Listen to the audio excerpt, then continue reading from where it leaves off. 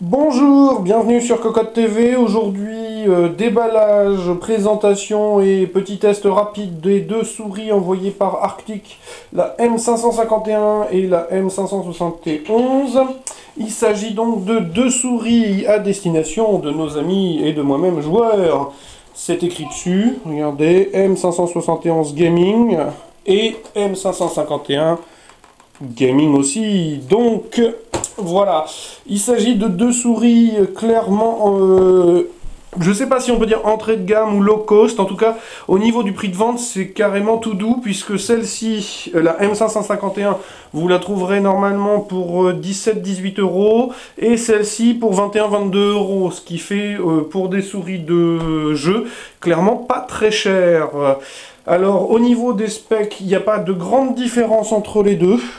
Elles sont toutes les deux en 2400 dpi maxi.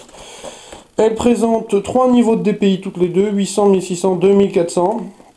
Évidemment USB, capteur laser, classique.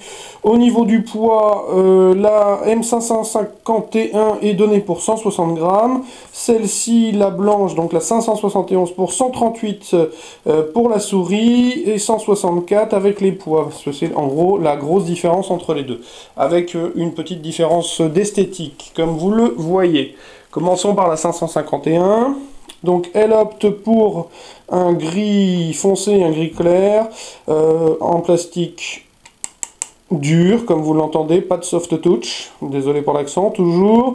Donc des clics clairement identifiés, une molette noire en plastique relativement dur, petite, le bouton certainement destiné au profil, les LED d'indication des DPI, sur le côté des petites stries, pas de pavé, caoutchouc antidérapant, les stries sont dans le même plastique, toujours, les boutons latéraux.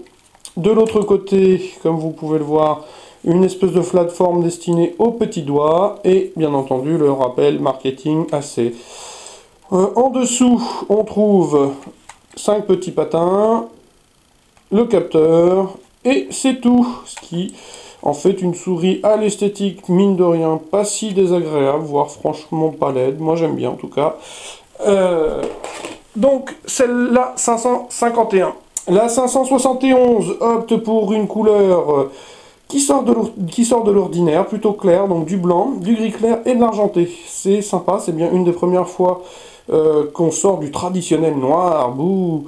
Donc classique, enfin pas classique justement, les clics dans le prolongement de la coque directement, la petite molette, finement cranté, le bouton, certainement de passage de DPI ou de profil, à voir, je n'ai pas testé encore, et celle-ci, un autre bouton ou DPI au profil, à voir. Sur le côté, donc, plastique dur, toujours, deux boutons latéraux.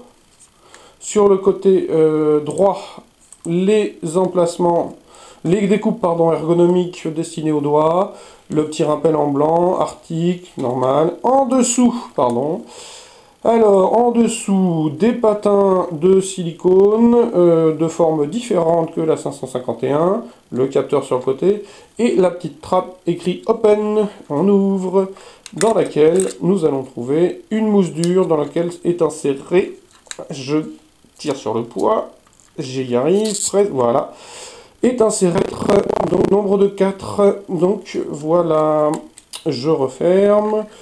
Au niveau de la prise en main, pour les avoir eu quelques instants en main, faut efforcer de constater que celle-ci, la 571, est plutôt bien fichue. Les clics sont relativement souples, les boutons aussi. Pas de cran très marqué sur la molette. Mais bon, ceci étant, je rappelle le prix, 21 euros. Sur la 551, les clics sont souples, très souples, les boutons aussi. La molette et l'écran sont moins marqués. Et voilà, donc prise en main assez agréable aussi, pas de soucis, à part les strips peut-être un peu trop sensible sous le doigt. Mais bon, ceci étant, je rappelle le prix, 17-18 euros, ça fait quand même pas bien cher. Comme vous le voyez, les tapis sur lesquels nous les testerons, et surtout l'antidéluvien Nova Winner 3. Donc, le reste du test par écrit, très bientôt sur cocotte-land.com. À très bientôt, au revoir.